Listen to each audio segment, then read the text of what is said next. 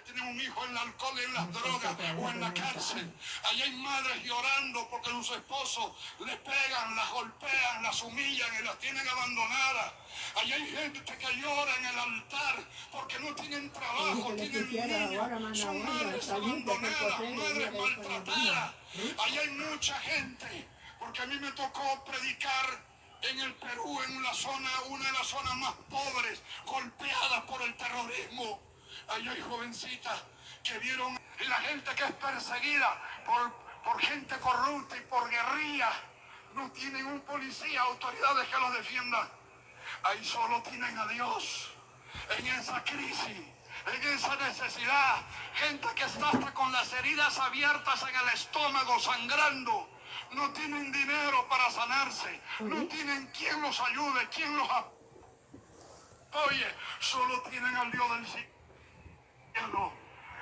Cuando yo le hablaba a esa autoridad, él abría los ojos y yo le digo, si usted quiere meterse a silenciar el corazón de una persona que está en crisis, el corazón de una persona que su única esperanza es el Dios del cielo, no tienen a nadie, vaya usted, lo invito y usted mándelos callar. Y me dijo, no, pastor, ya no, que sigan clamando, que sigan robando. Hermano, todos lloraban, todos gritaban, y por ahí aparece del campo un hombre lleno del Espíritu Santo. Su nombre era Saúl. Y cuando él llega, él siente una sensibilidad, porque el hombre de Dios es sensible al sufrimiento, al dolor, a la angustia.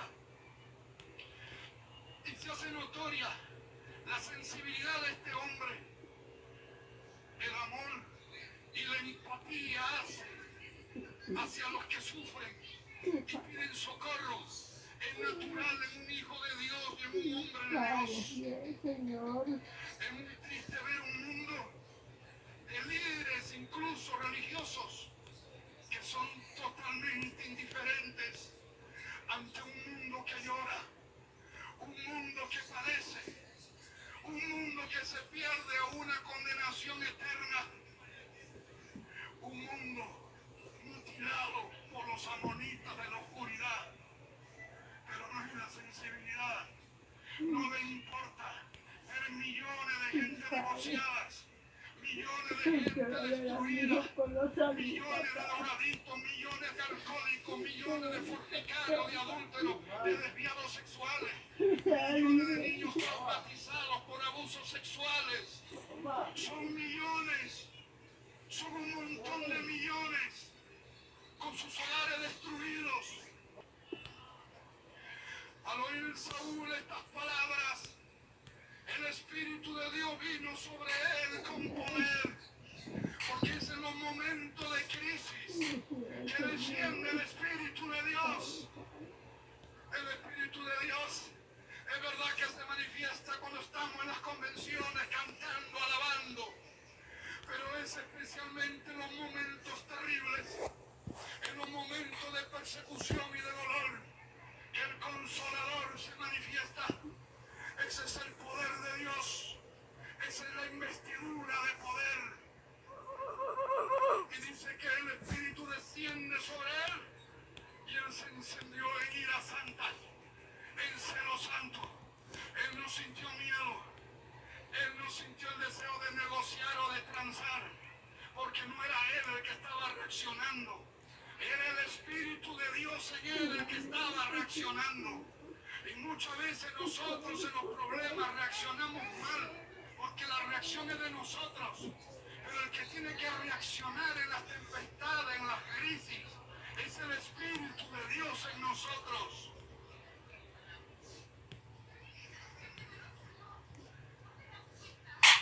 Ahí reacciona el hombre de Dios con fuerza, con coraje, con fortaleza, con celo e ira santa, con un espíritu de victoria, de acción y de lucha. Qué triste, hermano, se ve por doquier aparentes hijos de Dios que ante el pecado rampante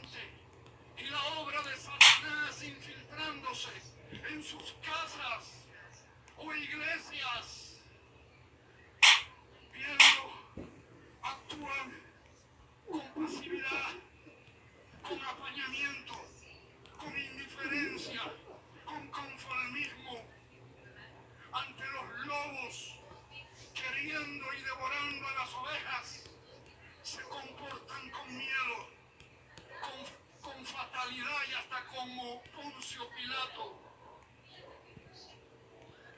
porque no tienen corazón de pastor, no tienen corazón de padre, no tienen corazón de guerrero. El Espíritu de Dios no es así. El Espíritu de Dios ama las ovejas. La Biblia dice que cuando Moisés veía un maltrato, una injusticia, él intervenía a defender al débil. La Biblia dice que cuando David veía que el oso, que el león se llevaba un corderito, él veía la escena típica del abusador aplastando al débil. Y David estaba lleno del Espíritu de Dios y dijo, no me puedo quedar así. Aunque ese oso, ese lobo me